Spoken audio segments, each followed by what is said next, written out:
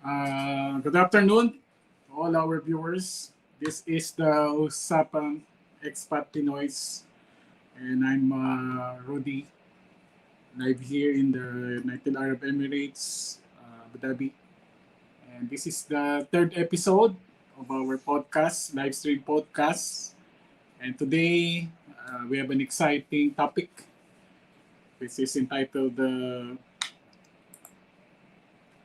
How to Survive the Job Market in the New Normal. So since this podcast is still a new live stream podcast, this podcast is dedicated to all our kababayan, OFW, expatriates living around the world as a bridge for information and relevant matters pertaining to our lives here in abroad, our lives abroad.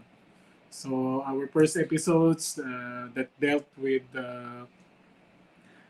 pandemic, vaccination. The second episode with regards to surviving financial in our financial situation.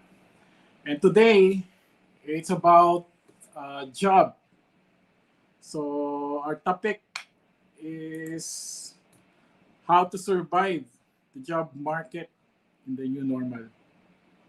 And our resource speaker is Noriel Banyes, certified human resources personnel. So it's a privilege to welcome Noriel Banyes in the Usapang Pinoy Expat. Hi, sir. Thank you so much for inviting me. Good afternoon, everyone. Good afternoon, Dubai, and good evening, Philippines. So welcome, Noriel. Thank you Thank very you. much for gracing our podcast. And All right. since you are the expert here, Yeah, my pleasure. My pleasure to share yung knowledge natin sa ating mga kababayan, so especially yung mga nandito sa Dubai. It's very relevant. And UAE, yeah. great. So with our viewers, you can type in your comments or your shout out, your questions with regards to this topic, and Noriel will answer your questions. Yeah, we will try to answer each one of your questions. So, sige So lang. it's all about job. As we Yes. know, uh, nowadays is the new normal from this pandemic. Hmm. Been since 1 year now, and Yeah, we know that all of us are affected by this COVID-19, and we are now exactly. in the new normal. Yes. It's pretty So new. yeah, vaccinated ka na ba? Yes. I Kompleto had na? my no, no, I had my first dose nung Okay. ano lang, 2 weeks ago. Yan. Um, Ako kompleto na. may second dose pa upcoming. Oo. So, Noriel, as a Yeah. backgrounder, uh, Okay. is a certified human resources management professional, experienced recruiter and sourcing specialist with 6 year experience in engineering, energy, and infrastructure, construction, nuclear railway, and power. He is also responsible for sourcing, interviewing, and assessing candidates. He is well versed in collaboration and sourcing using the LinkedIn recruiter and major boards online. He's a seasoned writer and an author. He has a book. Wow. This Yes book po. is entitled The Canister of Knowledge,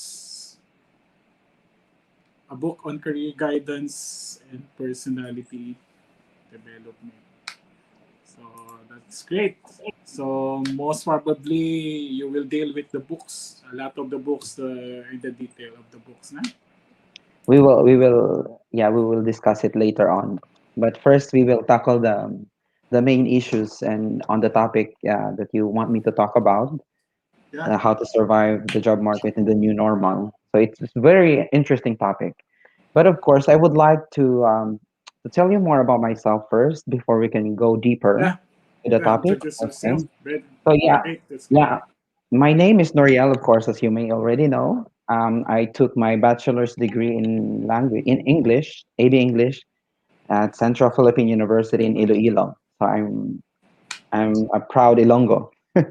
I'm currently working in Duncan and Ross Management Company. It's a management consulting company catering to the needs of engineering sector. Yeah, Wow. Sa field and namin. yes, po, engineering and architecture. So I work there as a talent acquisition specialist. I've been in the same company two for almost 2 years now. I'll turn 2 years next month, actually. Wow. But previously, I worked in the same designation for two companies here in Dubai as well. So back in the Philippines, I used to teach English language and literature, and I also entered the BPO industry right after I graduated. Mm. So yeah, so years of work in HR. I've been working in HR field for like 6 years now, more than actually, it's almost 7 years now. So again, mainly in manufacturing and engineering sectors. But of course, it's actually not really very far from other kinds of industry when it comes to working in HR. So um, I gained my HR through experience. So I further my knowledge by enrolling myself in CHRP and human resource professional. So I certified myself because I really wanted to learn more about human resources. Who is the Yes. certifying body from the US? Yes. Yeah. There's a lot of institute here actually in Dubai who offers the Mm. same certifications. But Mm-hmm. of course, you really have to invest a little bit for that if you really wanted to gain more experience and to develop yourself. So that's what I did. And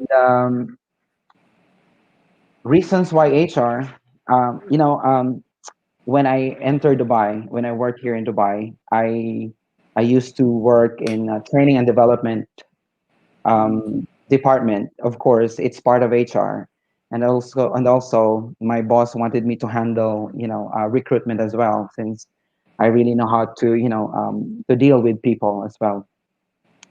So it is where I gained an experience. I have an education background back in the Philippines for training and development. At the same time, a new skill for me, I acquired a new skill in recruitment because my boss asked me to handle the recruitment as well.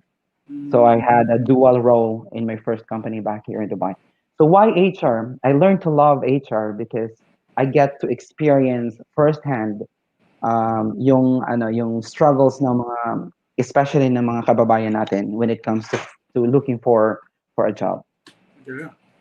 Yeah, just 1 second. 1 second.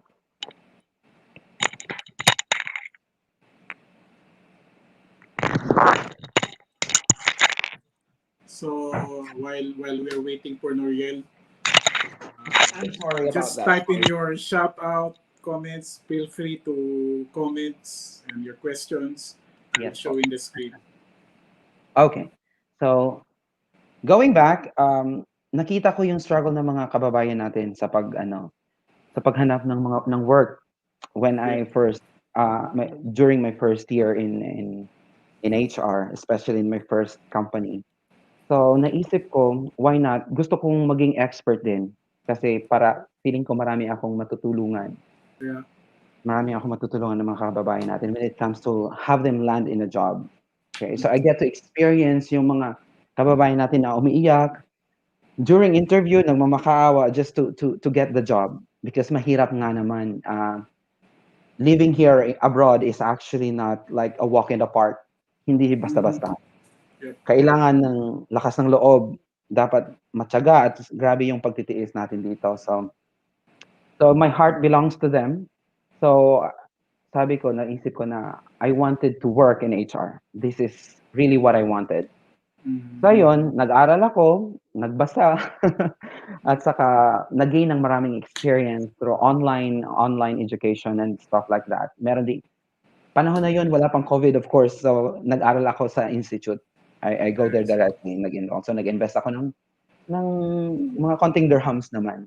So, Yeah. kasi para din naman yan sa akin. So ayun. Mm.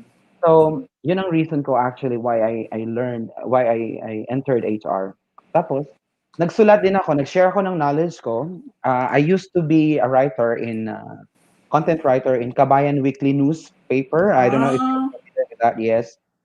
So, ako yung writer doon sa HR section, I see. HR column. Oo. Mm. Pero I think I stopped writing like 1 year ago. 1 year ago because I didn't have the time to write anymore kasi sobrang Mm. hectic na ng schedule. But from time to time, nag-ano ako doon, nagsisend in ng mga write-ups just for publishing. Yeah. So, it is one way for me to share my knowledge and expertise sa mga kababayan natin na mahilig sa newspaper as well at sa mga Yeah. nagja-job hunting using what do you call that? Newspapers. Oo. And then, I also wanted more. Gusto kong tumulong pa by spreading information. So nakapagsulat ako ng blog at nakapagsulat ako ng book. I was able to publish a book. Here it is. Yes, the book. So yeah, it's entitled "The Canister of Knowledge." It's actually a consolidation of all the write-ups and articles na nasulat ko na na-publish ko na rin sa yung iba sa Kabayan Weekly at sa Yeah. iba yung mga well-researched ideas and information na kinompile ko siya sa isang book. So, I published this in Singapore. My publisher is in Singapore. It's an international publishing company. Wow, wow. Available na rin po siya sa Amazon. So, they were able to But put it in here, Amazon. in Yes the po. bookstore here. Where, Bookstore here sa UA, hindi pa po siya available physical. But you can order online. online. Dinideliver naman. Yes, dinideliver yung book mismo, yung physical book sa address niyo. But you can order it in Amazon. Yeah. Yes po. Amazon.ae. Yep. So there. So, great introduction of the background of Noriel. It's very fit Thank you. for our topic. How to survive job market in the new normal. As we may know, we are all affected by this pandemic, Mm. especially Yes, job market. yes, it's really So, very difficult. what are the specific jobs and skills that have been badly affected by the pandemic? To be very honest, actually, almost all industries are actually affected by this pandemic. So wala Mm. siyang exemption. Wala siyang exemption. Pero kapag tanungin mo na when you say ano yung pinaka badly affected, I would say hospitality. Mm. Yes, hospitality, restaurants and bars. So aerospace, so I'm sure most of you nabalitaan yung mga manpower reduction sa mga different Airline. airlines. Yeah. Yes, different airlines kasi nga dahil sa pandemic nawawala yung mga flights, nagla-lockdown. So Yeah. nagre-reduce sila ng manpower, so they are greatly affected. So sa restaurant po, although ngayon unti-unti na silang bumabangon, pero may mga one seat apart pa rin. I mean, may Oh. social distancing pa rin sa inside the restaurant. Mm. So, yung isang seat na yun na hindi na-occupy, lost yun. I mean, ano siya, hindi nadadagdag sa kita ng isang restaurant. So, ang effect nun is magre-reduce sila ng manpower, magre-reduce sila ng staff. So, isa din sila sa mga greatly affected. Hotels, alam niyo naman may mga quarantine. I mean, stay at home lang dapat, yung especially ng 2020. So, maraming mga nagsara na mga hotels during that Mm. time. Until now, unti-unting pumipick up pero very slow ang progress. Nahihirapan bumangon yung hospitality sector natin. So amusement and parks and casinos. So of course, yung mga matataong lugar na normally, I mean before, um, maraming pumupunta, so maraming kita ang isang company, amusement parks. So during the pandemic, parang nawala bigla, kinulose. Mm. Yes, sports and performing arts such as theaters, orchestra halls, valleys and sports arenas, pinagko-close din yun. So, like almost 58% according to my research, nag-reduce ng manpower or nag-close ang mga pansamantala yung mga ganitong establishments. Mm. So, scenic transportation. So I think I can include them sa amusement activities. So though they are the ones greatly affected actually by the pandemic. So yung mga nagtatrabaho especially sa hotels, yung mga hotel attendants natin, mga cleaners, yung iba nga mga receptions kasi normally sa isang hotel hindi lang naman isa ang reception. Yep. So kinakat nila, tinatanggal nila ang isa, nire-retain nila ang isa. Para may So, tanda pang isa. yes, para ma-sustain lang ang operation. Yung kayang gawin ng isa lang, Yes. kaya sa equivalent ng 2, no? Exactly. Yun ang ginagawa sad to say, yun ang ginagawa ng maraming companies ngayon. Kasi hindi naman natin sila Sisisi. mabe-blame, yes, kasi nga dahil sa pandemic. So it's very evident na makikita natin sa industry ngayon, maraming walang work. Okay, actually, kapag mag-post ako ng isang vacancy online, especially sa LinkedIn, thousands ang mga employees, ang nag-a-apply. And they are available immediately. See, it only means that they don't have a job. They currently are not working. So that's the sad truth. Until now, in 2021 na nga eh. It's more than 1 year na nung nag-exist ang coronavirus. So there. Very bleak Yeah. situation. Correct. What about So yung yun. least affected? Least affected, of course, we can say healthcare. Yeah, my wife. Yes. Healthcare. So, alam naman natin siguro kahit sa Pilipinas or dito rin, punong-puno yung facilities, yung hospitals. Yes. So, parang sila although hindi naman natin masasabi na nag-e-enjoy sila sa nangyayari ngayon, of course, stress din sila at saka very dangerous yung trabaho nila. Pero sila yung nare-retain, keep yung kanilang trabaho. Sila yung in demand ngayon. Marami pang kailangan, no? Marami pang kailangan actually. Yes, sa healthcare industry. Nurses. Ano sa Pilipinas, no? Yes. Naman. Yes, lalong tumataas yung cases sa Philippines, especially, and then sa Middle East, masasabi ko din sa Qatar. Kasi ngayon, I think most, kahit na nga ibang mga consultants namin, meron ng mga nagkaka-positive sa COVID, very sad to say. So,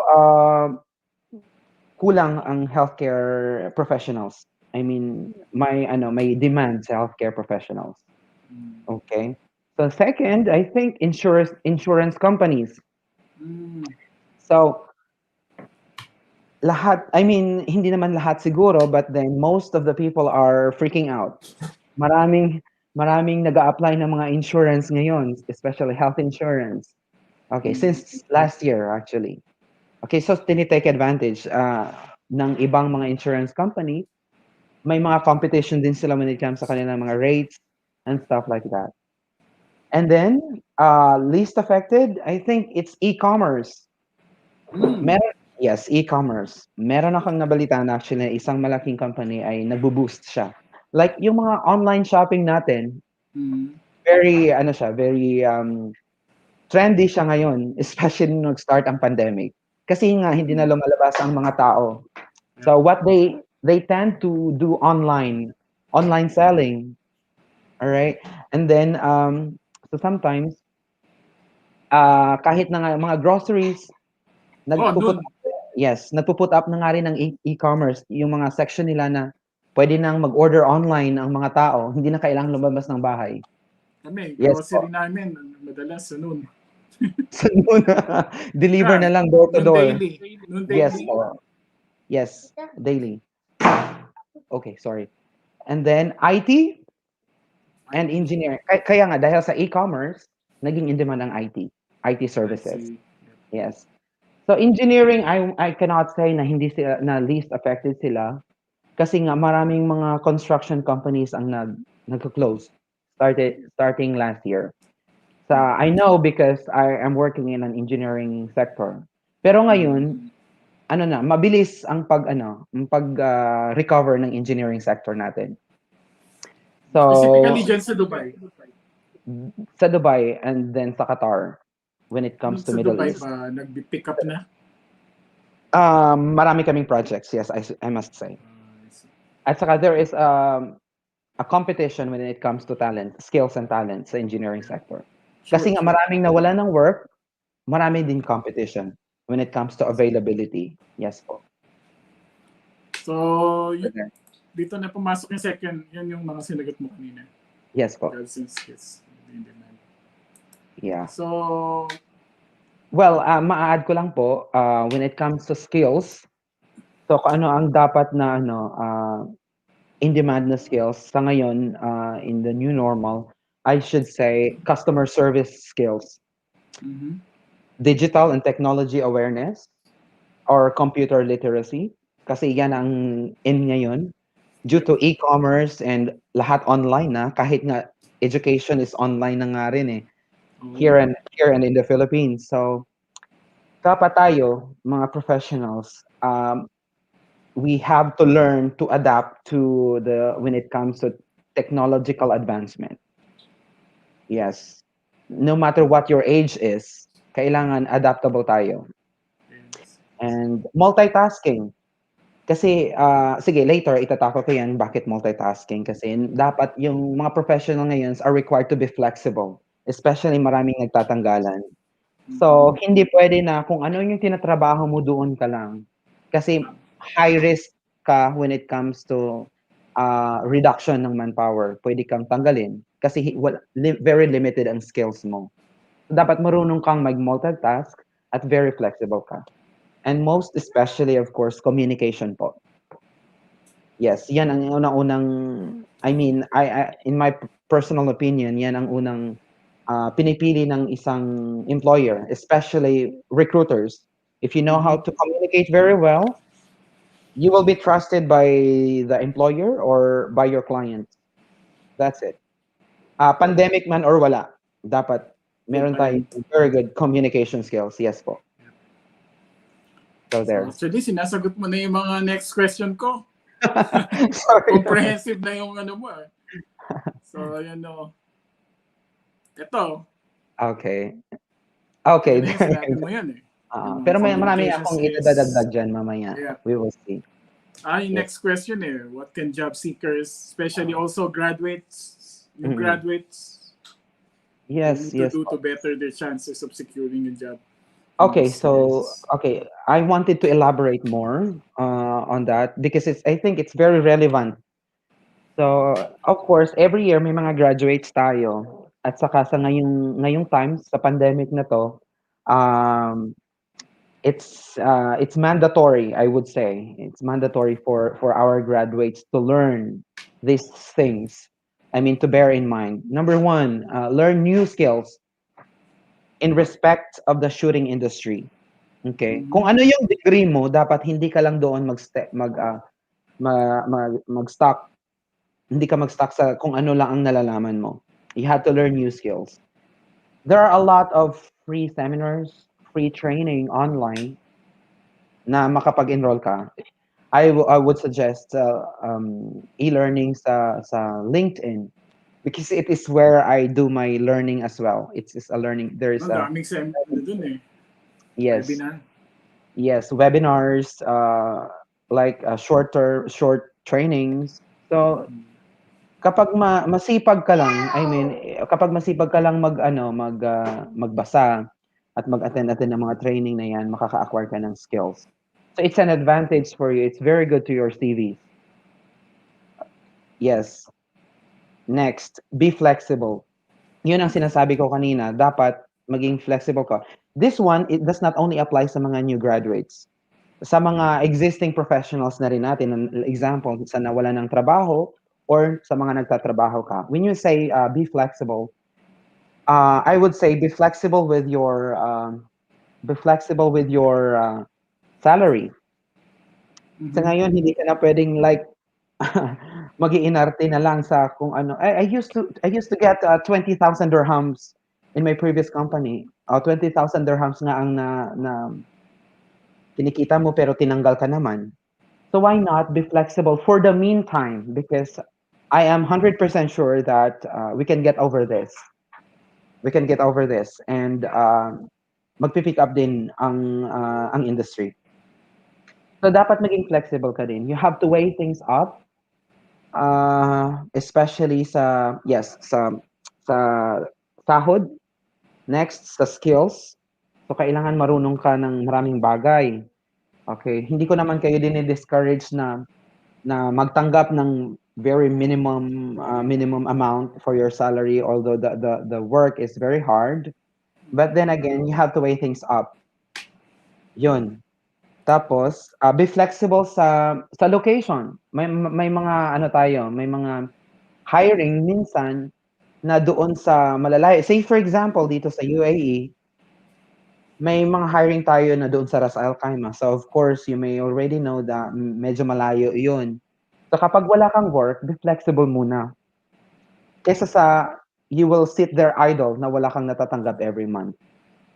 And then you restrict yourself dahil lang sa malayo ang lugar. So most probably, kapag normally naman kasi kapag sa mga malalayo ka i-assign, nagpapa-housing yung mga companies, may mga free accommodation, correct. So ayun, so iba nga pinapatulan yung sa Ras Al Khaimah, they would like to drive from Dubai to Ras Al Khaimah para lang makapag-work. So it's one way of saying na tayong mga Pilipino may mga determination talaga tayo, may drive tayo na makahanap ng trabaho just to support our family back home. So yun. So next, sa mga fresh graduates, expand your network. Fresh graduates and existing professionals natin, when you say expand your network, of course, marami ka ng magagamit na tools to expand your network, not just face-to-face, but also online. Diba? Networking, sa professional networking, sa LinkedIn, maraming mga groups dyan. So say for example, you are in an engineering industry, may mga engineering sectors doon. Ako, member ako ng engineering group dito doon because I used to recruit engineering professionals. I get to learn the industry. Kasi syempre kailangan sa trabaho ko, say for example, maraming mga firms, architecturals and engineering firms na nangangailangan ng ganitong manpower. So I get to connect with them. So I get to know a lot of people from this particular industry. Not only that, Facebook, you can utilize Facebook to expand your network. Who knows? They can help you landing a job. Yes, to be honest with you, because according to Forbes, 75% of the jobs are not published. So kapag marunong ka mag-expand ang network mo, makipagkaibigan o makipag-usap sa mga ibang professionals, they might be able to help you find a job in your region or outside of your comfort zone. So there. So it's very important because I always believe that no man is an island. So kailangan natin makihalubilo sa ibang tao. Kasi professionally, kailangan natin yon. Yeah. Yes. Yes, yun po. Yes. Maganda.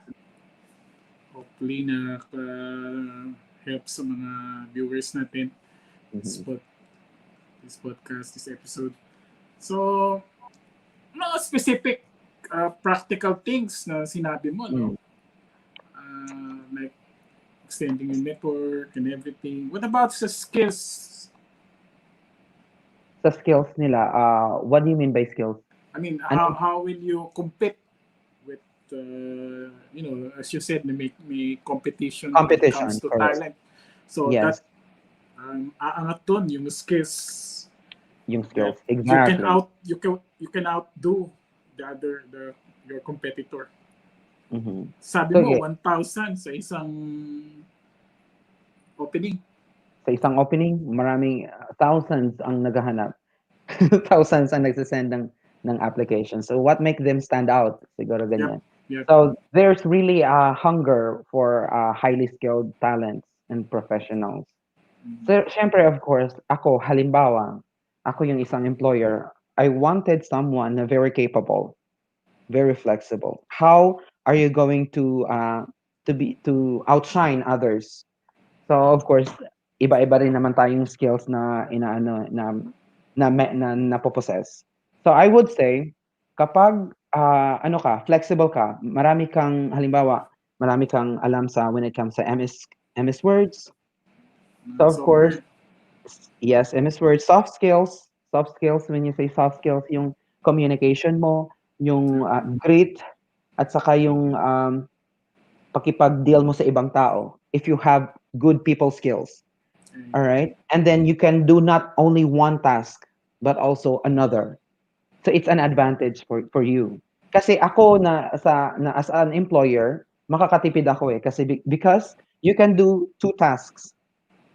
In one person can do two tasks. Yeah. All right. I would hire this guy because I think he can do much better. All right. Marami siyang training and nakikita ko sa CV niya. Oy, nakapag-train pala siya sa MS Word, nakapag-train siya sa negotiation skills, marami siyang certifications, marami pala siyang skills na nakikita ko sa CV niya kasi marami siyang training na naaatinan sa LinkedIn, naaatinan face to face. It's an advantage. Ako personally, I chose those people who can communicate well at the same time who can do a lot of things. So Yes, po. on your part, let's say all these applicants are qualified. How will Yes. you filter? How Kasi will sa I application filter? pa lang eh. Let's Yes. say you send their CV, all this good CV. Mhm. Mhm. How will you Correct. filter? That's very good question. Kasi Actually, that's only you market your CV. yes, exactly. So that's actually very good. So halimbawa, meron akong 10 na napili, pero dalawa lang ang kailangan ko.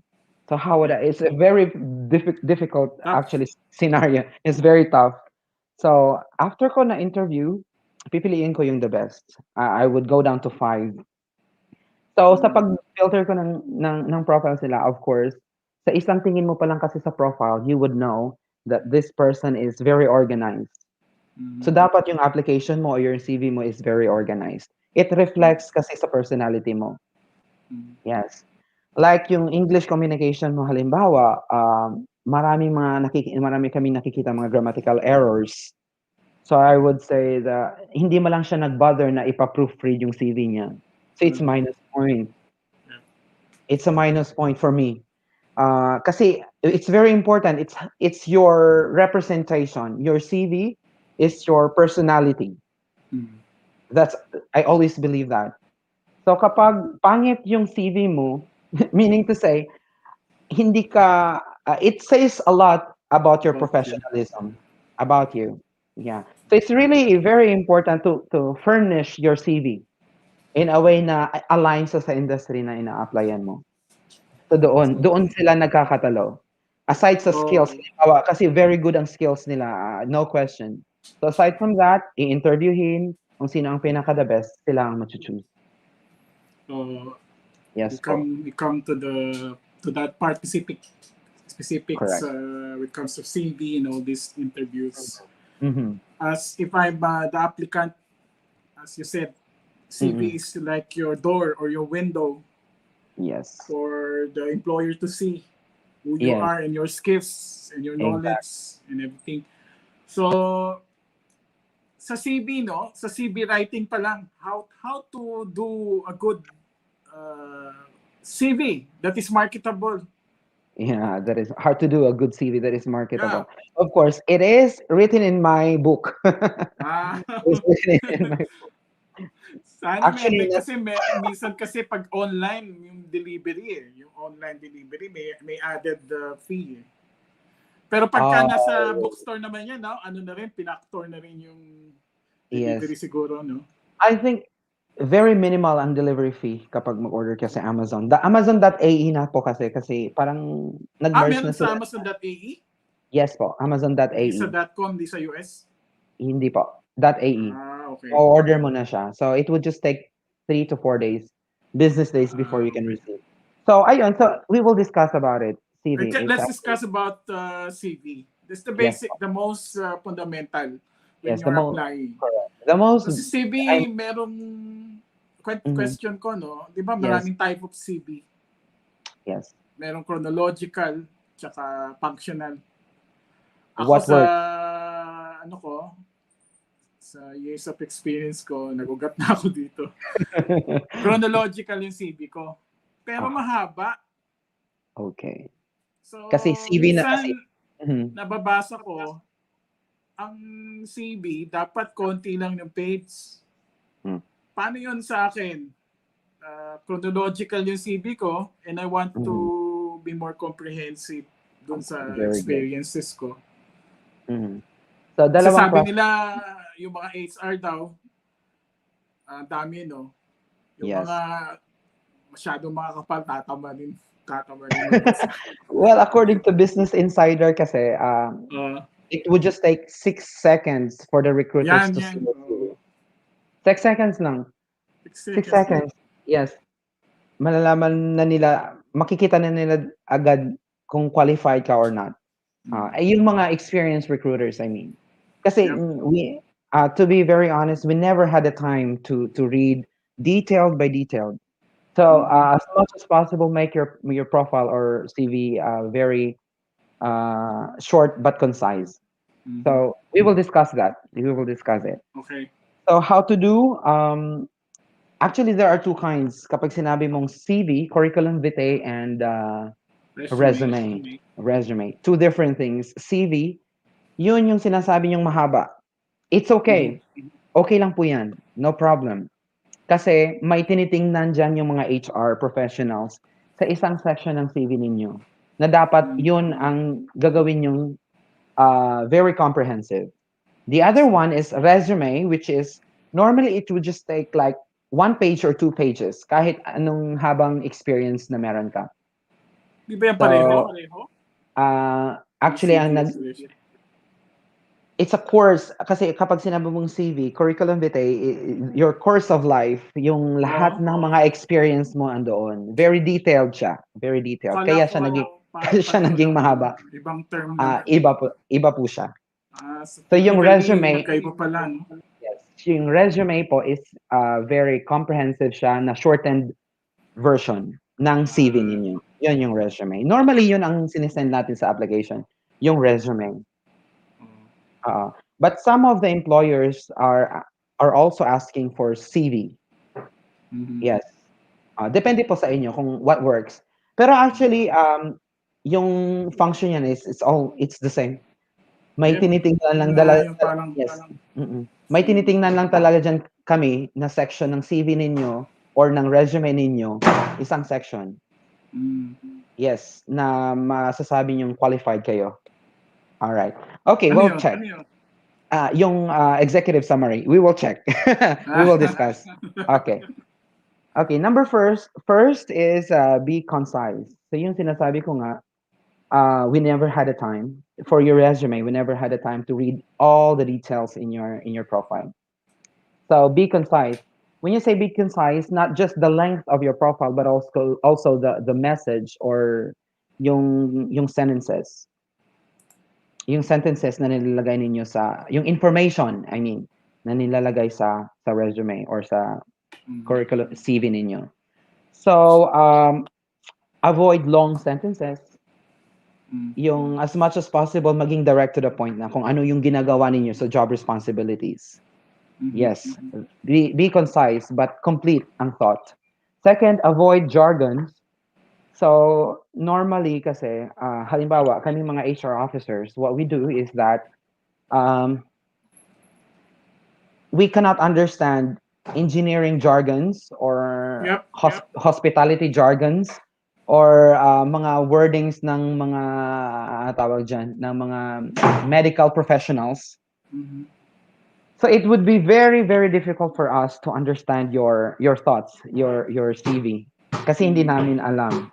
So as much as possible, make it direct to the point and easy to understand. Plain English. Plain English po. So yun, don't include objectives. Kasi di ba, ito yung sinasabi ko kanina. Sa first, Sa first part, after yung name, meron dong objective. Ito yung yung sinasabi ko palagi sa mga kakilala ko na mga Filipinos or yung mga gusto kong tulungan when it comes to creating their CVs na magiging impeccable siya, na magiging magiging good to look at qualified siya sa mga employers. I-delete natin yung objectives because it's not necessary. Yung objective, 'di ba? When you say objective, ano ang gusto mo? Nag-a-apply ka sa job, nag-a-apply ka para magkaroon ng job. Normally, 'yun ang sinasabi ng mga applicants. Kaya nga ikaw nag-send ng resume mo para Kasi may makakuha ng objective job. ka. Bakit mo kailangan pa ng objective? So it's unnecessary. Hindi na po kailangan 'yon. So papalitan po natin 'yan ng executive summary. Yep. Yes, instead of objective, put executive summary sa first page ng CV ninyo. So ano ang content ng executive summary? So yun i-highlight niyo na doon ng yung experience ninyo. Like I worked as an architect for 10 years. As an architect in this particular industry, like consulting or contracting. And then ito ang mga skills ko. This is what I know. This is what I contributed to the company, and this is my certifications, my skill sets perhaps. So ano siya? Normally it would just take like 3 to 4 sentences yung executive summary niya. So doon kami tumitingin. Kasi andun na yung comprehensive na yan eh. Halimbawa, akong employer, naghahanap ako ng architect na at least 5 years of experience, na may experience sa consulting company, dapat nakikita ko na yan siya sa executive summary. And then, automatically, I would set aside this CV for further review later on. So, meaning to say, na shortlist ko na siya. Kasi qualified na siya doon. Kasi nakikita ko una pa lang, andun na siya. Kumbaga, step your best foot forward. Highlight the best things about yourself sa una pa lang. So yun ang pagkakamali ng iba nating mga applicants, yung sa una pa lang objective. To find a job and to contribute blah blah blah. That is suitable. Yes. So which is very unnecessary. Kaya ka nga nag-apply, nag-send ng resume mo kasi gusto mo mag-apply ng trabaho para magkaroon ng job. So what we really want is, what can we get from you? What do you have? Yes. Yan ang main question dyan na dapat i-answer sa CV pa lang natin. Yan po. And then, do not use pronouns. Nasa buko din yun. When you say okay, going back to English, pronoun like I, we, she, he, you do not have to use I as sa CV mo. Like for example, I create a report, blah blah blah blah. I do these things. Basta yung mga nagsisimula sa I na pronoun. Hindi mo na kailangan yun kasi nga yung CV na yun is sa'yo na yun. Ikaw ang may-ari. So hindi mo na kailangan ilagay yung I. Basically, what you have there is yours. So yun. So yan lang yung mga very simple things pero nami-mislook natin. I mean, hindi natin binibigyan ng halaga. Pero actually, mahalaga talaga yon. If you really wanted a job. Yes po. So, magiging maganda rin yung CV ninyo. So, bear that in mind. So, the use of photo. Actually, this is very debatable. Yes, debatable. Kailangan ko ba maglagay ng 2x2 picture ko sa CV ko or sa resume ko? Napa-research ako dito sa question na to before kasi may nagtanong sa akin. So, according to my research, it actually depends. Actually, no, hindi siya kailangan. It's unnecessary na maglagay ng picture mo. Unless nag-a-apply ka as what do you call that? Ano bang kailangan? Model. Nag-a-apply ka ng model. So, of course, kailangan na may photo doon. Di ba may mga agency naman kasi talaga na naghahanap ng mga models? Full body or close-up. Depende sa requirement nila. Alright. Normally, kapag normal na naghahanap tayo ng work, wala namang face value dito sa atin. Yung hinahanap natin dito is yung skills. Yung skills and capabilities mas hindi po pagandahan yung trabaho. Yes po. Oo. Ayun. Yun. So, I would say, do not use photo in your profile to make it very professional. Kasi Mhm. CV pa lang, kapag it would look professional, it's a good impression na sa'yo. Mhm. Mhm. Yes po. And then, use one format only. Okay? Isang format lang siya. Halimbawa, sinabi mo kanina, chronological format po yung ginamit nyo. It's fine. Basta consistent lang po siya. Consistent lang siya. Isang kulay lang ang gagamitin natin. Kasi sa HR ngayon, since marami na tayong mga tinatawag sa technology advancement, marami na kami ginagamit na mga software like ATS or ATS, yes, ATS. So What does it kapag mean?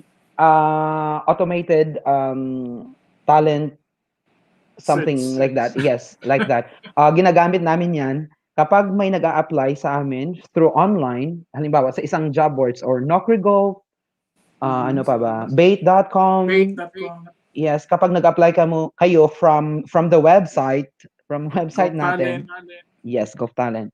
Nag-o-automatic 'yan siya pumapasok sa system namin. So minsan may mga profiles na unless email ang ilalagay namin, yung directly sa email namin, that's fine.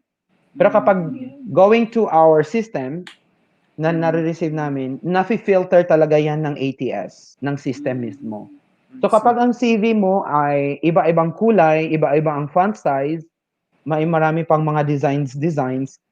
So the system would automatically read it as spam.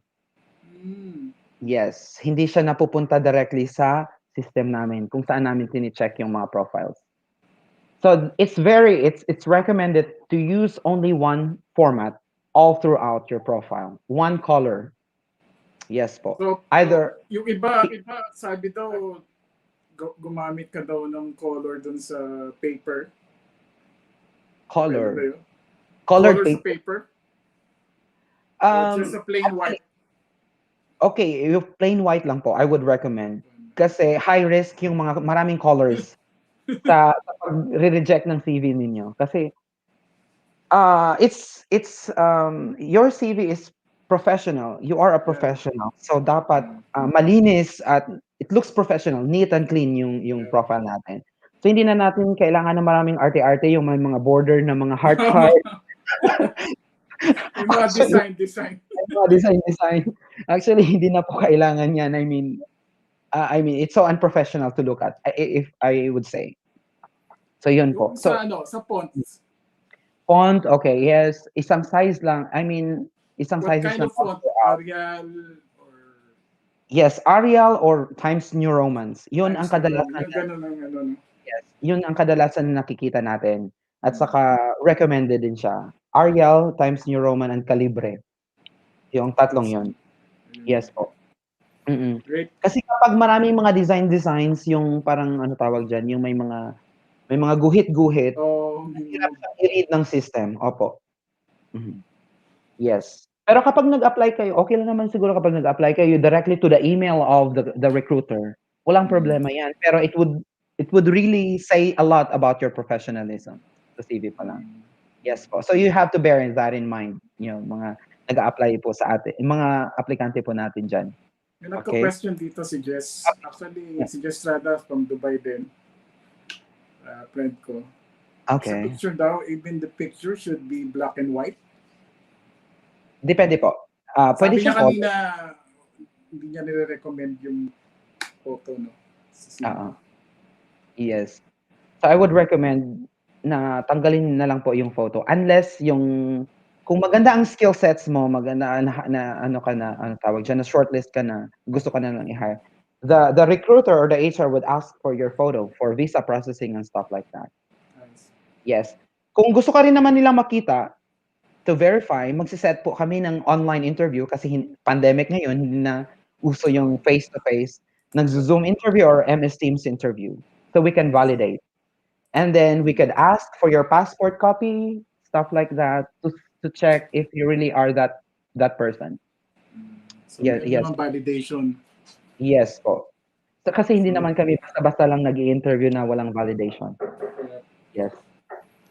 Yun po. At saka, very important, yung work experience comes first. Say for example, sa first page ng CV ninyo, may name doon, contact contact information, email address, tapos executive summary, tapos skills ninyo. Mhm. Pagkasahin nyo na lang yung very important skills, yung the best na nagagawa ninyo, yung you are very good at doon sa first page. Tapos sa bandang ilalim, work experience niyo na agad. Kasi normally, may mga employees, ay may mga applicants tayo na nilalagay pa nila doon yung, apart from objectives, nilalagay pa nila doon yung kanilang background, educational background, although marami na silang experience. Actually, it's irrelevant na ilalagay nyo dyan sa first page. You can do so sa last page na. Okay? Because sa executive summary nyo pa lang, meron na kayong nilalagay doon na kung anong graduate kayo. Yes po. So, hindi nyo na dapat ilagay doon sa first page kasi ang important things lang dapat andoon. Like yung recent experience ninyo. Kasi kami, halimbawa, since it would just take 6 seconds for the recruiters to see your CV, to filter it out, makikita namin dyan ang recent experience, which is very important para sa amin na qualify, na hinahanap namin yung ganitong position, na may experience kayo sa ganitong position. Yes. So, yun ang unahin ninyo. From the recent one to the oldest one. Yes po. So, Yun. may nag-ask dito. Yes po. Sige. Sir, ask ko po, kung di ka pa natawagan sa in-applyan mo, more than okay lang ba magpasa din ng CV mo? Yes, it's fine. Yes po. Baka daw kasi natabunan. Normally, yes, it's true. It's true po. Kasi sa sobrang daming nag-a-apply, halimbawa, kung nag-apply ka somewhere in the middle ka pa doon, so hindi na namin actually, very sad to say, hindi na namin ma-accommodate thousands of profiles na iisa-isahin namin. Na iisa-isahin talaga namin. So it would be very good for you to be insistent as well. To be insistent with your application. We would say that, oh, this applicant is really very interested kasi porsigido siya. Pero hindi naman yung oras-oras nagsisend ka ng CV ninyo. Hindi na rin po 'yon maganda. Yes. You can also call. You can also call in. It's very recommended. Kapag nag-apply ka, halimbawa, yesterday nag-apply ka, Saturday, no? Ay, ngayon, Saturday, you can call in the HR or, yes, the concerned person the day after. To remind that you were able to send your application for this position, and I'm wondering if you're able to take a look at my profile. Let me know if you have further questions like that. Very simple, but it really matters. It would really, you find a long way for you to be able to landing a job. Normally, kasi halimbawa ako, kapag ni-remind ako na isang aplikante ko, oy, oo nga pala, sige, i-check ko. First hand. Kasi pangit naman na babaan namin kayo ng telepono. Sige, i-check ko. Kapag nakita ka na okay yung profile niya, ay isi-shortlist kita. Nilagay kita sa isang folder. Yun, it really matters. Very mag-follow up po kayo. Yes. Nice. Pero wag oras-oras. Nakukulitan na sa'yo. Opo. Okay, so there you go. What else? Of course, be truthful about your profile. So, hindi pwedeng magawa-gawa ka lang ng kwento sa CV ninyo. Yung kahit na wala kang experience, nilalagay mo na meron doon. Kasi again, may validation yan. Tatawagan ka ng HR kapag na-shortlist ka na, tatawagan ka, o nagawa mo ba yung ito? Kung mag-oo ka lang ng oo, may mga follow-up questions. So, we would know if what you're written there are true or not. So, very risky din po siya. So, make sure, maging safe ka. I am not very well versed of this particular job, but I know how to be, but I am very flexible and a fast learner. Ganito ang magagawa ko. And I was able to undergo training though I don't have hands-on experience. That's fine. At least naging truthful ka.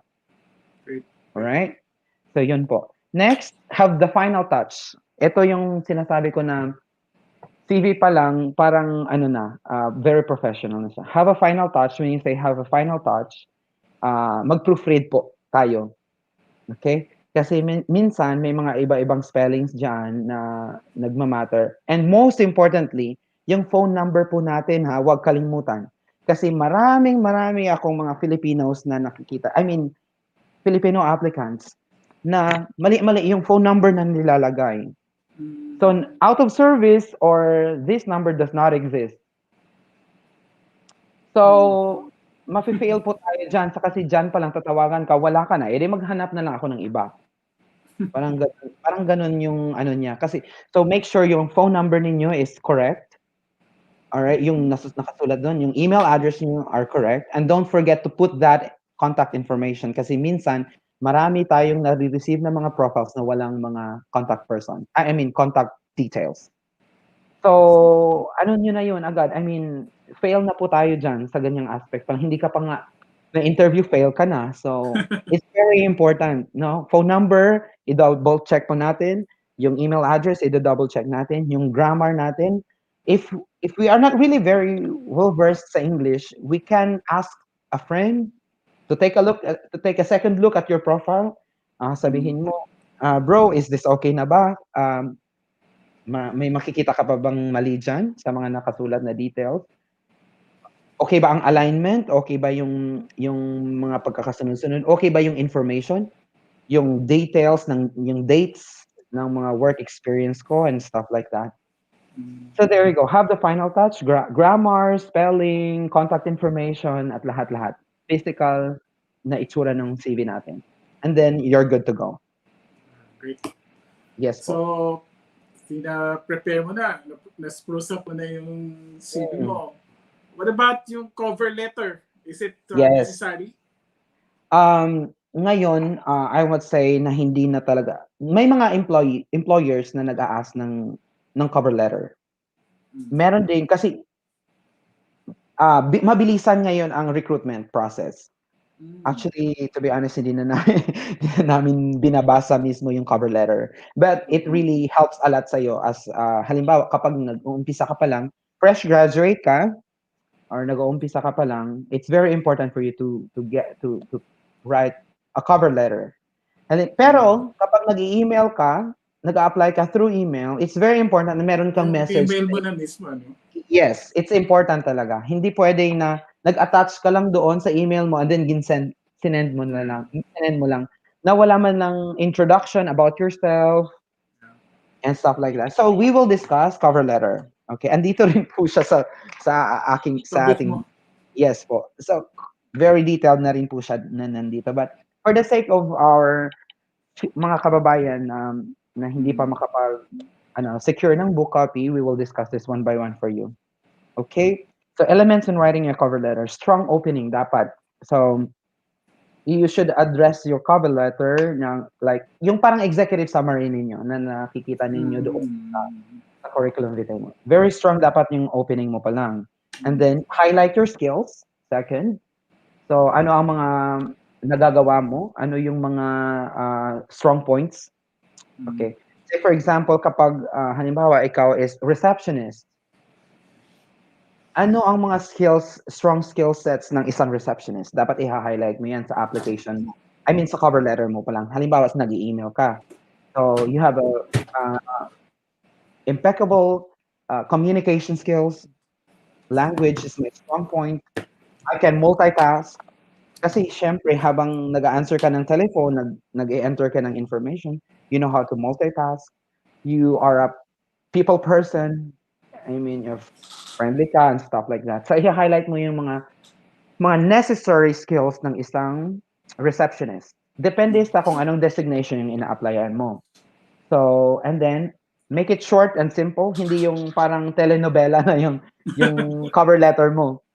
So, make it short and simple.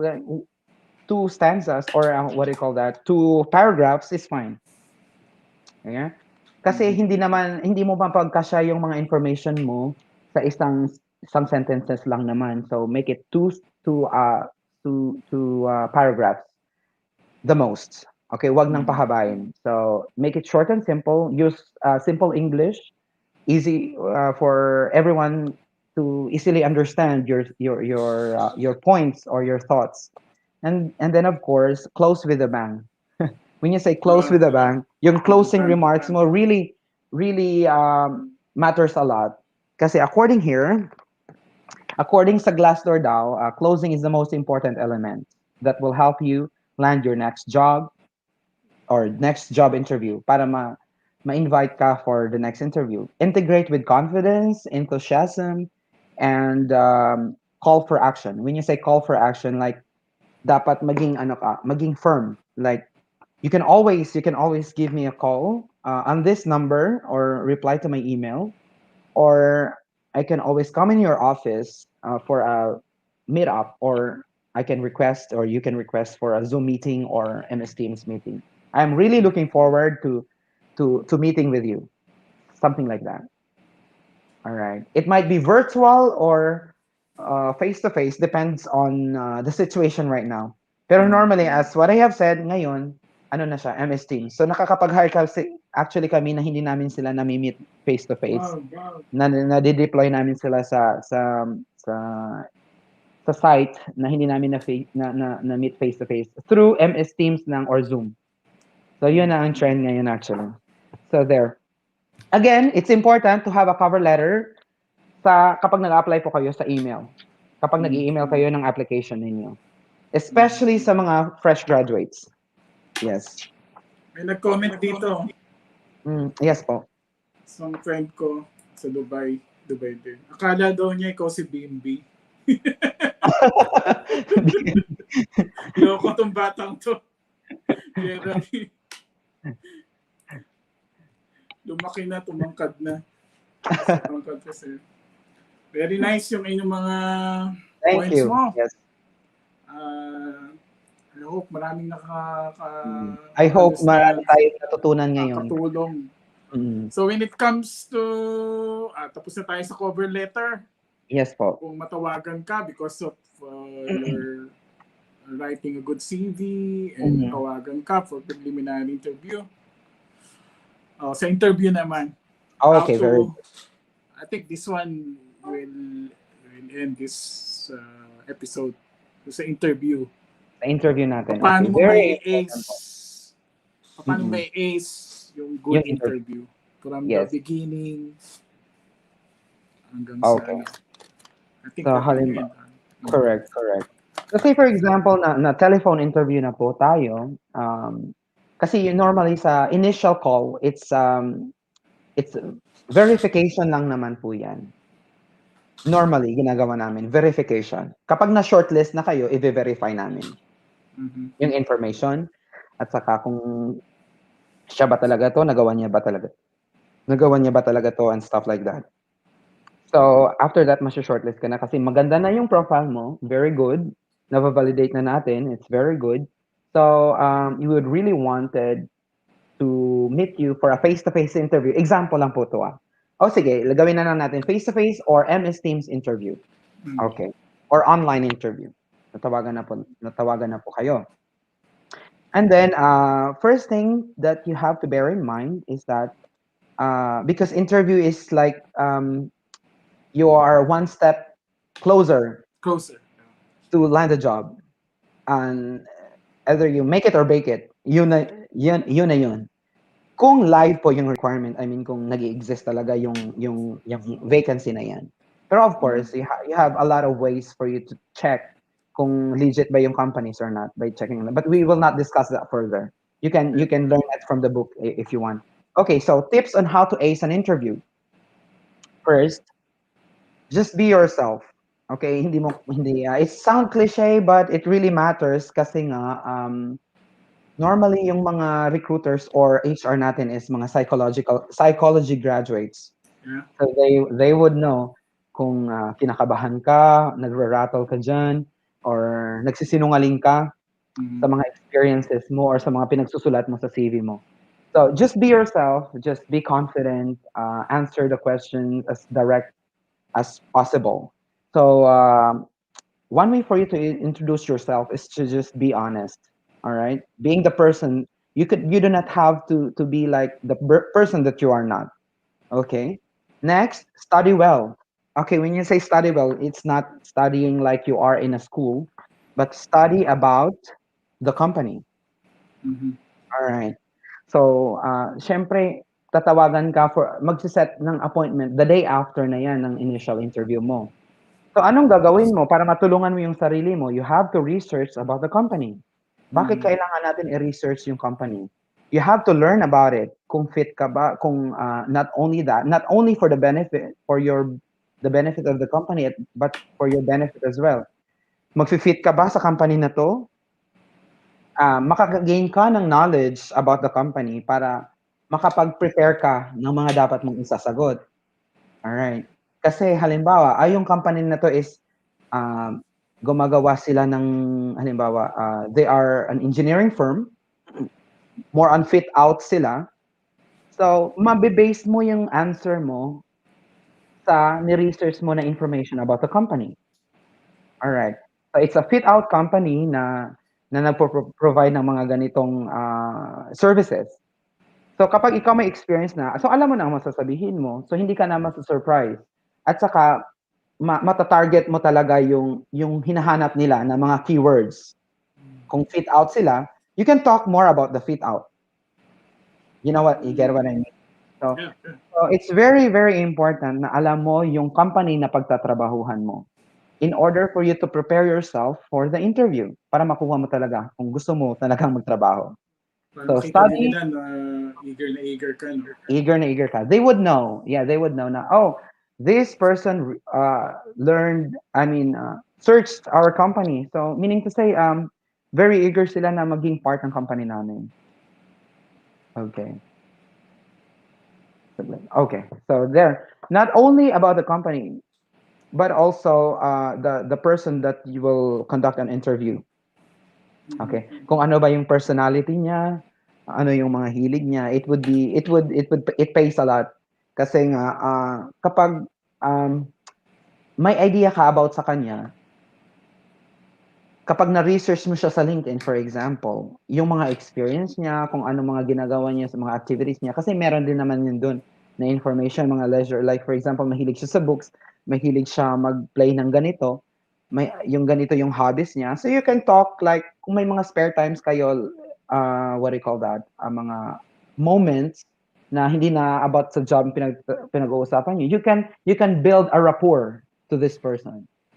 You can build it's very important para maging magaan ang loob niya sa'yo. Maging magaan din ang loob mo sa kanya habang ini-interview ka niya. Kasi may idea ka na kung sino siya. Kasi kapag hindi ka mo alam kung sino mag-i-interview sa'yo, ay, CEO pala agad-agad na mag-i-interview sa'yo na wala kang kaalam-alam. So, yung tendency mo is matatakot ka, kakabahan ka, magra-rattle ka. So, it's very important for you to know na sa HR na tumawag sa'yo, kung sino ang mag-interview sa'yo. Would it be your line manager, the director, or the CEO of the company? So para ma-prepare mo emotionally, mentally yung sarili mo during the interview. Yes, study. So study the company, study the interviewer. And study, most importantly, study the job. Yes. Ask for job descriptions. Yeah, I don't know. Well, everyone I think is familiar with the job description. Yan yung mga list ng mga job responsibilities sa ganitong position. So it would matter. It's really important for you to be aware kung ano ang dapat mong gawin sa ganitong position. So para makapag-study ka, marami ka pang sasabihin na mga information kapag nakapag-study ka in advance. Alright? So it's very important. So normally, sa mga initial interview, Yes po. mga initial interviewer from the HR HR, yeah. or from the headhunter like Yeah. yourself. So, tinatanong pa, may mga HR pa na nag-ask ng questions like, what are your weakness, your strength, why will we hire you, Why we should hire you, yes. why we should hire you. May mga ganun Ano pa ba? Okay. Well, that's very traditional na po. Kumbaga, very traditional. So, But HR sa Pilipinas. But it's important na rin naman. Halimbawa, kapag ako ang HR, mag-hire ako for call center agent. So there's one way for me to be able to measure the communication skills ng agent na to by asking questions like, tell me about yourself. Yan, mga ganyan. Tell me about yourself. So it's not yung kami, it's not just about knowing you more, but knowing how good are you when it comes to communication. Fluent ka ba? Marami kasi yung purpose ang mga tanong. Hindi lang para makuha yung information, para mag-gauge din ang mag-gauge ang mag-gauge ang communication skills, ma-measure kung ano kaka-fluent and stuff like that. So, and then situational questions such as the one na sinabi niyo po, kapag mine-measure diyan kapag ano yung tao, kapag makapag-work ba siya under pressure, stuff like that. Depende po sa kanyang responses, malalaman. Yes. So, paano mo sasabihin yun without parang boasting? Alam mo naman, Pilipino, sometimes shy to assert, di ba? Correct. Yung knowledge niya, yung skills niya without being condescending or boastful. Or being boastful. Sound boastful. Boastful. Paano mo sasabihin yun? Okay. Sa interview. Okay. Actually, ako mismo in-interview dati ng isang HR director na Filipina dito sa Dubai. Okay. Isa sa mga nag-agree kami actually. Isa sa mga weakness ng Filipinos is ang pagiging mahiyain. Yan. Yes. Timid. Very timid. Yeah. Kasi parang natuto tayo sa thought na ipakita ko na lang sa trabaho ko na magaling ako. Hindi lang puro salita. Oo. Kapag dito po tayo sa abroad, ipakita mo na marunong ka magsalita, marunong ka pa magtrabaho. Yeah. It's very important kasi kapag mahiyain ka interview pa lang, hindi na kita i-hire. Bakit ko i-hire ang tao na mahiyain? So hindi ko siya pwedeng ipa-face sa mga kliyente namin. Kahit na magaling ka pa, meaning to say, kapag kinausap mo na yung mga kliyente namin, wala ka na. Mawawala na lahat ng skills and strengths mo dahil nahihiya ka. So it's important, sabi ko kanina, it's important na marunong tayo mag-communicate ng ideas natin. Huwag tayo mahiya kasi hindi naman tayo ipa-fire kung nahihiya tayo. At sa hindi tayo ipa-fire kung hindi tayo nahihiya. Ano nga yung advantage ngayon sa atin eh. Kasi meaning to say, very confident ka. Magaling ka na nga sa trabaho mo, confident ka pa. So, that's the main point. Tapos, without being, yes. Sabihin mo na, ay, marunong ako nito, pero hindi yung sobra-sobra. Like, for example, so parang, just, bagyo. ano naman yun eh, just the way you say the words. Hindi, just the way you say it, yung hindi pang boastful. Lalo na sa mga Arabic. Yes. Arabic tends to be bossy. Yes. So ikaw, dapat marunong ka mag-speak up in a way na tama yung mga sinasabi mo kasi marunong ka naman talaga sa trabaho. Yeah. So, sabi nga namin doon sa director na yun, oo, yan ang ayaw niya sa mga Filipinos kapag nag-i-interview. Especially panel interview. Halimbawa, kapag meron pa. Actually, na-experience ko yun sa engineering, marami yan. Oo. Okay lang yan, huwag kang mahiya. You are there to get a job. Bakit ka mahihiya? First step mo, you're closer to your dream job. Yeah. So, dapat, ibigay mo na ang best mo. Huwag kang mahihiya. Exactly. Ibigay mo yung best mo kahit na marami silang nakatingin sa'yo or nagko-question sa'yo. For as long kang hindi ka nagsisinungaling at marunong ka talaga sa trabaho mo, it's fine. You have the advantage. Actually, mga Pilipino, ang gagaling. Wala akong masasabi. Kahit anong professions ng mga Filipinos, ang galing. Nakuha ko rin yung information na yan galing sa boss ko, which is European, French, and Canadian. Sinasabi na yung mga Filipinos very flexible, mas sa trabaho, very very detailed sa trabaho at masisipag. Masisipag. Kaso lang hindi nagrereklamo. Yeah. Kasi parang naging practice rin ng sinasarili lang natin. Hindi nagsi-speak up. So kasi sila yung culture nila is ayaw natin maka-offend. Yep. Sometimes it's good, but kapag sa professional arena ka, na kailangan mo mag-speak up ng mga idea mo, you really have to. Yep. You really have to. So kailangan natin yan na matutong magsalita sa mga kung ano man dapat nating sabihin. Because tapos tayong mga Filipino, yes lang ng yes ng yes. Oo, kahit na nahihirapan na. So, yung ibang mga lahi naman, tuwang-tuwa din naman sa atin. So, ang tendency niyan sa atin is mag-o-overfatigue, Mm. may stress tayo, and to the point na parang ayaw nating pumasok kasi stress na tayo. Wala naman tayong ibang sisisihin kundi sarili natin because we really don't know how to say no or how to speak up. Mhm. Maraming mga ganyan. So, 'yan ang dapat nating baguhin, especially nandito tayo sa ibang bansa. So, dapat magiging strong pa tayo, resilient. Yes, masipag, meron na tayo niyan at talino. Meron isa pang question dito, si Hmm. Karen. Yes po. Bakit sir, ibang companies, after na-interview ka, ghosting na? Hindi man lang mag-email or call, na hindi ka pala hired. Oo. Yung peg mo, umasa ka na. Oo, tama. Well, marami 'yan, maraming ganyan actually. Isa din ako sa guilty. Minsan kasi nakakalimutan ko na nakakaligtaan ko na sa sobrang dami. So since I am working in recruitment firm, like management recruitment firm, ang requirement namin is very bulk. Marami, 50 positions in 1 week or 1 month. That's too much. With thousands of applications in one position, that's Mm. too much. That's a lot. Plus, nagko-coordinate pa kami ng interviews. Nagse-set up kami ng interview online and everything like that. So what we really need, may dalawang scenario lang yan. Bakit kayo hindi tinatawagan or nag-ghost kayo right after your interview? First, either nakaligtaan na nila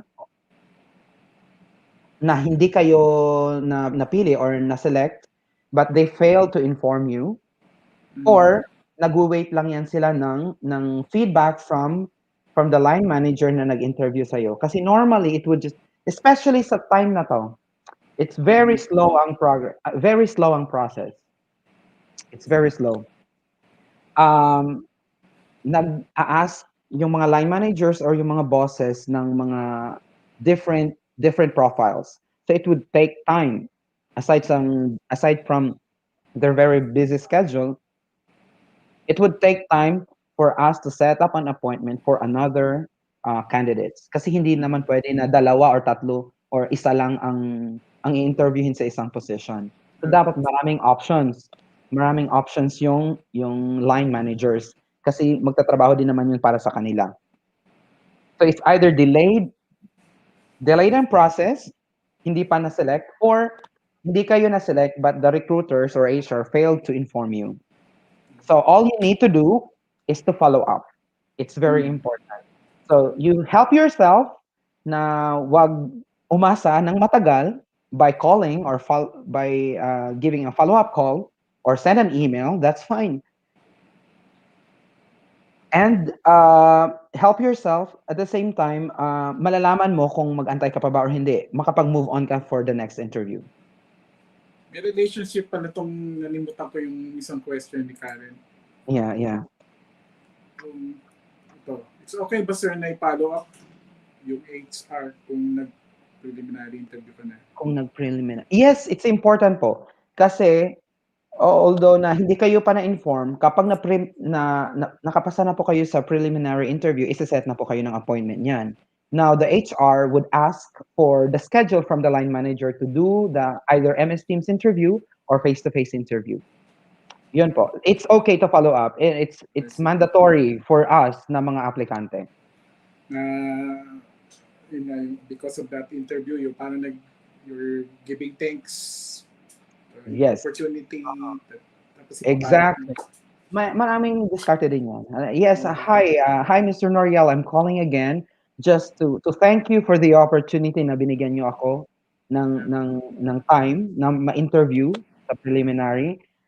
Parang segue lang ba? I would like to know kung ano ang next step. Yeah. By that indirect, no? Yes, indirectly. But sa ganyang thought, makakakuha na kayo ng answer directly from the HR. Na, your profile was forwarded to the line manager. It's already under review. Nag-aantay na lang po kami ng schedule for your MS Teams interview or face-to-face. So that's it. So kailan po kaya yun, sir? Ganun. So, dyan na yun sasabihin na kapag nagbalik na sa akin yung line manager, i-inform ko kayo agad-agad. We will call you. Parang ganun. Sa question niya, ibang Yes companies po. na na-interview ka na, I think dito napapasok directly dun sa company, not in the middle like you, Yes. mga headhunters. Yeah, I've been there. Dun sa company na, makikita mo yung mga companies these are professional, usually yung malalaking company, as far as my experience. And talagang nagre-return yan sa email. Nagre-reply yan. Tapos kung hindi na magpupursue yung application mo, i-email ka talaga. So normally, itong mga sinasabi ni Karen, itong mga hindi na nagre-reply, yung mga maliliit na company, talikay ko. Tama ba yun? Exactly. May mga ganun. Actually, sa mga big companies, may mga system-generated. Kasi system-generated messages, kapag na-fail yung application mo, makakatanggap ka ng email. Within 1 week or 2 weeks po. Yan ang standard.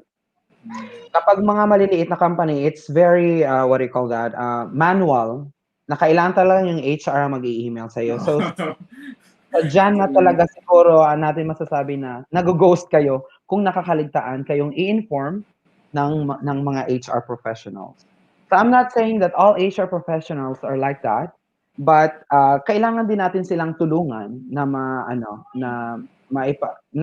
mabigyan kayo ng information about sa status ng application ninyo. Yes po. So bakit ganun sila? Wala po akong alam. Bakit ganun ang practice nila? Hindi ko kasalanan so, hindi ko siya ma-answer. Hindi ko siya ma-answer. So, I used to work as an internal recruitment officer as well sa isang malaking company dito sa Dubai. And meron kaming systems na halimbawa, ito si aplikante na to, na fail, i-check mark lang namin niya and then automatic mag-send yung system ng message sa email niya. Kapag na shortlist or hindi. Yun normally. So there. Personal question ko. Okay, sige po. So, let's say na-interview ka na. I mean, yung sa interview na sa employer. Yes. So, after the headhunters proceeded to the employer's interview. Yes. Tama ba na i-ask doon sa nag-interview sa'yo whether you are hired? Yes, correct. It's one way to follow up as well. So, at that point, you can habang in-interview ka pa. After that interview, or after the interview, proper interview, can you ask as a final question, am I hired? Yes, you can ask po. You can ask. It's okay. It's okay. Although it's not a normal practice, but it would say a lot about you. Really, you really wanted this job. So it's good if you wanted to ask, and it's okay. It's fine as well if you don't want to ask. Okay lang po yun. But I would recommend it's not mandatory. Pero I would recommend sa panahon ngayon, dapat magiging insistent na po tayo. Magkusa na po tayo na mag-ask.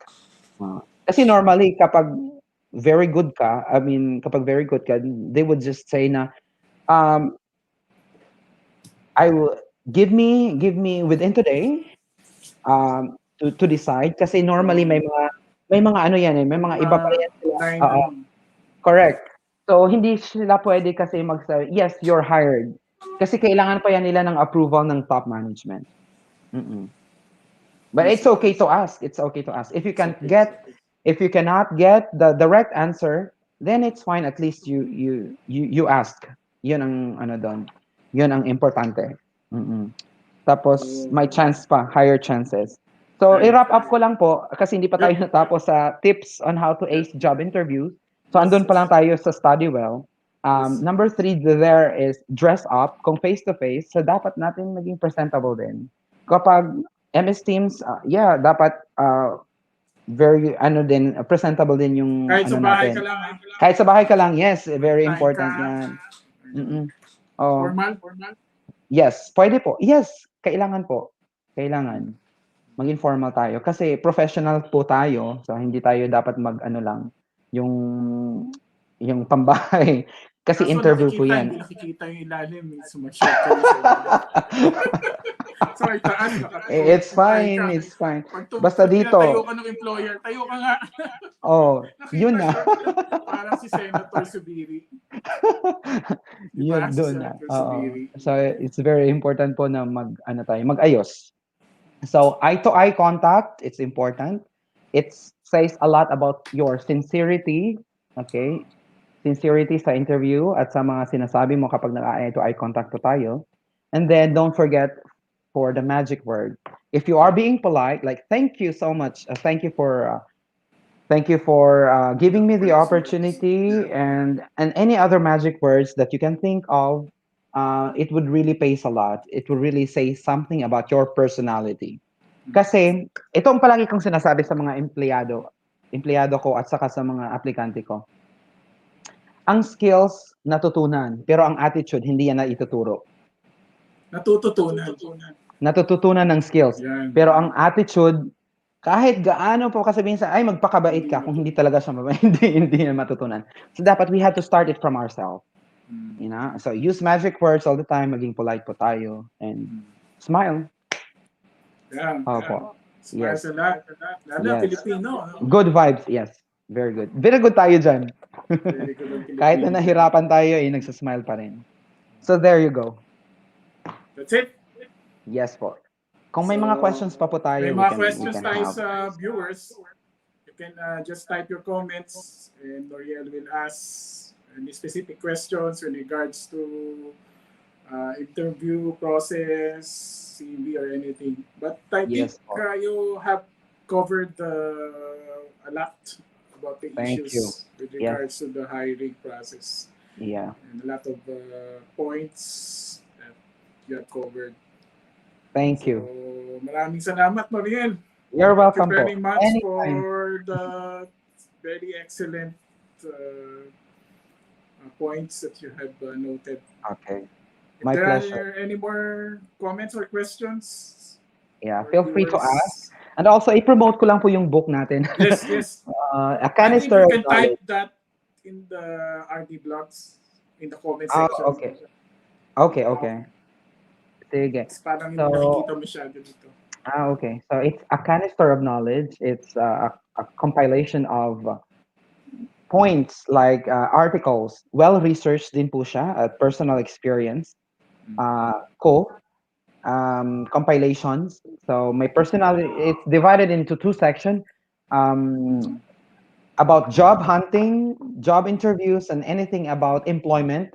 And the second part is personality development. Yun Yes. na tinapate yun na ano yun. Okay. So you can all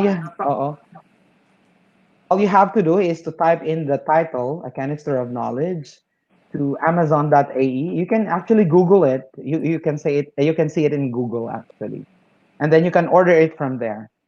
Yes. And then deliver.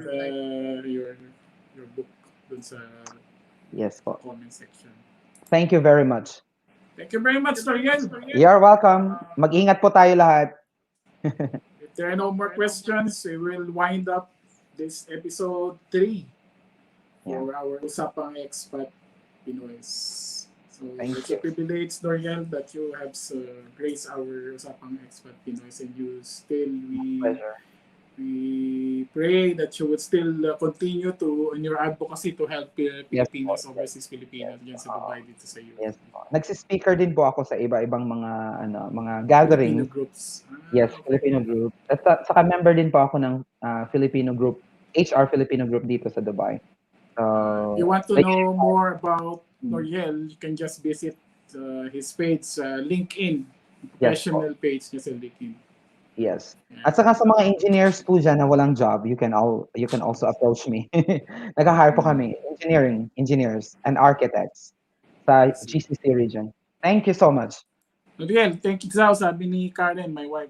You're welcome po, for Ms. Karen. answering all her questions. God bless. All right. Thank you. Okay. Bye. Thank you very much. So thank you very much for all our viewers for this episode 3 of Usapang Expat Pinoys. And hopefully all these points that Noriel has explained would help us in our surviving the job market during these pandemic times, this new normal, that it will add the value to our searching for jobs or anything that entails with applying the job. So see you again for another episode, for the future episode of this Usapang Expat Pinoys. Today, a very good afternoon to all of you.